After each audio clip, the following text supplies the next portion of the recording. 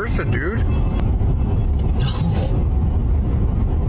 There's a person standing there. No, it's not. Dude, have you seen what I've seen right now?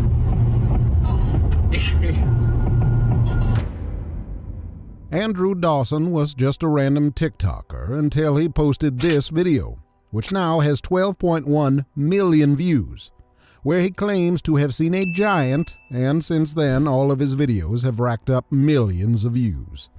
This has led to much speculation about what exactly Dawson saw on that mountain, and whether it could have been an example of the nephilim described in Genesis chapter 6. And subsequent videos Dawson posted have led some to wonder if the government is trying to cover up something. Let's follow the story of Andrew Dawson and his sudden mysterious disappearance, and then we'll talk about the nephilim and what all this means. 3 days later, on April 12, 2022, Dawson again tried to film the giant that he saw on that mountain. Okay, I'm gonna use this as a tripod to try to keep it steady for you guys. And it's not even there anymore, too. That's where it was yesterday. I spoke to some locals and it comes and goes apparently. I don't know. See, that's me trying to keep it super steady with something. There we go. Do you know how hard it is to keep it steady with zoomed in all the way? So the giant isn't there anymore, and Dawson says the locals know about it, and they said it comes and goes. You might think the story ends here, since the supposed giant is now gone, but it just gets even weirder from here. Later that same day, Dawson claims to have been stopped by the CIA. I just got stopped by like some CIA agent. He told me to turn around and said I'm trespassing. I said it's a public area, like a public park or whatever. Some local told me to take this path. I didn't get it on camera, but I'm going to go again tomorrow and be prepared to be filming right now because he stopped the vehicle. His truck was blocking it. Said some like environmental issue was going on. I don't know. He told me to go back and said I was trespassing. I don't get it. It was awkward, but I'm going back again tomorrow to see if he's not there. But if he is there, I will keep a camera. I will film, because the only angle I could get that I found today is the one I just posted earlier, and there wasn't even anything there. But I don't understand why the road's blocked off. I don't know. The next day, on the 13th, Dawson posts a video that suggests that he caught a UFO on film.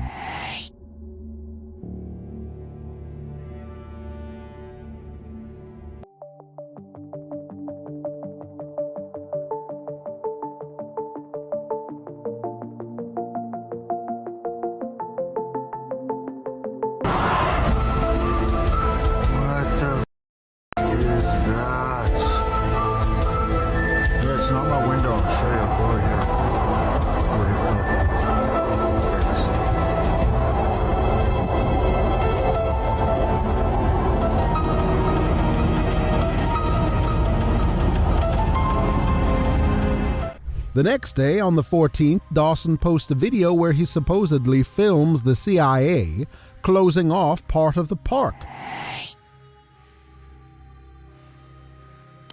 The guy's here again. Yeah, this is him. What's going on? Road's closed. Turn around. Really? Yeah, man. Just turn around, please. Okay. Have a good night, man. So that was f***ed up. There he is. I'm driving past him again. Just turned around. I don't understand why it's closed off though. It's in public park or public road or whatever.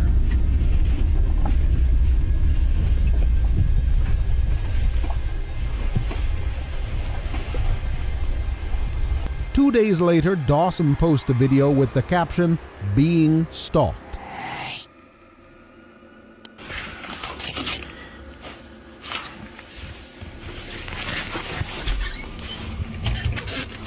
I think that's the same vehicle from... Hey! Dawson then goes completely silent for many weeks, not posting another video until May 6, when he posts a video that looks like a hostage video, with Dawson glancing off to the side numerous times, as if looking at someone else in the room. Hey guys, I just want to give you an update. I'm not dead. I have not disappeared. I have just been busy with life. I couldn't get around to posting and updating you guys, so now I'm going to give you an official update of what's been going on. Sorry to disappoint you guys, but all of the videos that I posted were scripted. They're just fake. They were just strictly for entertainment.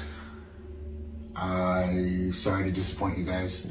I just needed to give you a quick update. 10 days later, on the 16th, Dawson posts yet another video, walking back the things he said in the video that looked like a hostage video, saying that we might not see him ever post again.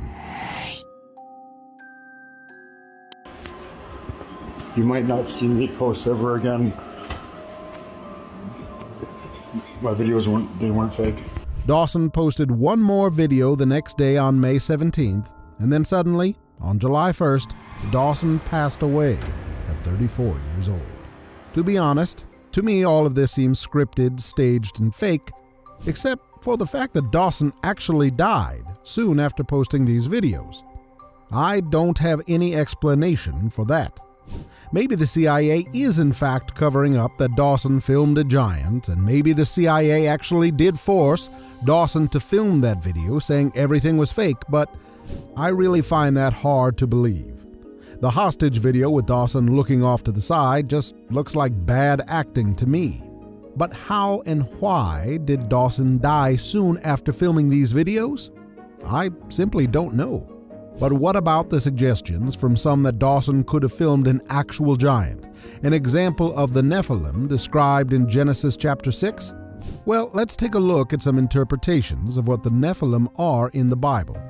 Here's what John MacArthur believes about the nephilim. John, my name is Andy. I want to ask you, in Genesis 6, if the Nephilim giants didn't survive the flood, how come that when Caleb and Joshua and the spies went to Canaan, they found the Nephilim giants there? And also, why is there so many interpretations of Genesis 6? Well, the fact that there are so many interpretations of Genesis 6 means that a lot of people have gotten it wrong, right?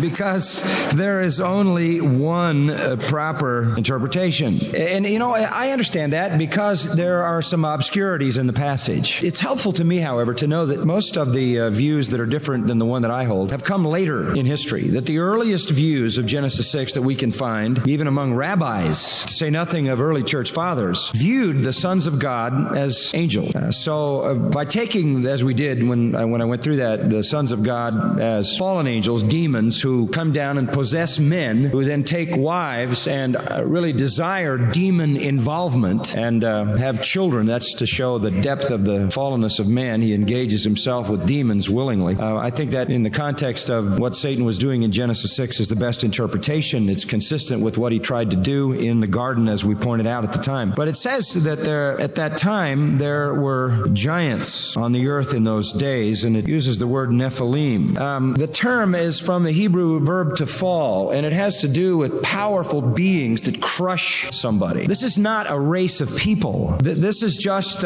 some powerful people, some powerful men who fell on others in the sense of overpowering them. It's what I put in the note, and that's exactly what I believe is accurate. They were already on the earth when children born of these unions of demonically possessed people came out. They were mighty men. It says the products of those unions were mighty men and men of renown. There were in ancient times mighty men and men of renown born to those unions. But there also were these nephilim, these powerful conquerors. The idea is that they are threats, dangerous. It just describes them because we want to know something about the pre-flood society. There were oppressive, I suppose you could say even deadly men in that day. There were powerful, I suppose we could call them conquerors or warriors. And so that word nephilim is describing them. Later on, when the spies went into the land and they came back to report what they had seen, they simply simply said there are nephilim there. They didn't mean that they were the children of nephilim as if they were a race. Nephilim, because of its usage here, was sort of a word that they all knew was in the scripture, and they knew that it referred to giants. And so when they came back and wanted to report that essentially the Canaanites were unconquerable, they simply said they're nephilim. They just took that word in its generic sense, in its general meaning, rather than having it refer to some race. They couldn't have been children of Nephilim. Nephilim was not a race, it wasn't a tribe, and they couldn't have had any children that lasted until that time, as you said, because the flood drowned everybody but 8 people. So it's just a term that has to do with warriors, powerful, deadly, fearful kind of men. And Joshua and Caleb's day, the spies who didn't believe they could conquer Canaan and wanted to make their point as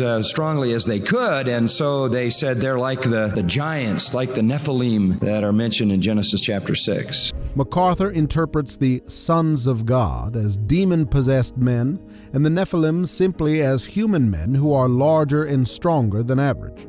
Here's what Got Questions Ministries says about the Nephilim. There is much debate as to the identity of the sons of God. It is our opinion that they were demons who procreated with human females. These unions resulted in offspring, the Nephilim. The Nephilim were not aliens, angels, watchers, or rock monsters. They were literal physical beings produced from the union of the sons of God and the daughters of men. So, Got Questions Ministries leaves open the possibility that the Nephilim may not be mere humans, since it suggests that the sons of God may have been actual demons, not just demon-possessed men, which would introduce non-human DNA into their offspring. Here's what Doug Wilson has said about the Nephilim. My understanding is that B'nai Elohim, the sons of God, looked on the daughters of men and saw they were fair and married them, and then the result of this interbreeding was the Nephilim, which were giants. In brief defense of that reading, the other reading is that the sons of God were the godly line of Seth, who were corrupted and fell into sin by marrying the daughters of men. The problem with that is that all the masculinity is on one side and all the femininity on the other. It's the sons of God and the daughters of men. And then the end result of this intermarriage is giants, which is not what you usually get when a Christian marries a non-Christian. And so I think there's more going on than that. Like Got Questions Ministries, Wilson suggests that the Nephilim were not mere humans, as MacArthur suggested. One final question. Could there still be Nephilim today? There have been many theories about Nephilim existing today. Here's what Got Questions Ministry says. Were there Nephilim after the flood? Genesis 6:4 tells us the Nephilim were on the earth in those days, and also afterward. It seems that the demons repeated their sins sometime after the flood as well. However, it likely took place to a much lesser extent than it did prior to the flood. When the Israelites spied out the land of Canaan, they reported back to Moses, "We saw the Nephilim there. We seemed like grasshoppers in our own eyes, and we looked the same to them." A few possibilities include the spies witnessed very large people in Canaan and feared them to be the Nephilim. To be honest, I'm not certain what the answer is. I think both interpretations are possible. The Nephilim may have been merely human, or they may have been more than human. In any case, what I am certain about is that this is not an issue that should divide Christians, since it's a matter of interpreting relatively obscure passages of Scripture. While interesting, and perhaps even important to think about, we need to make sure we're keeping the gospel first and central as we wrestle with these difficult passages. Thank you so much for watching until the end. If you'd like this video, hitting the subscribe button helps this channel reach more people with the truth. Thank you so much for your support and encouragement.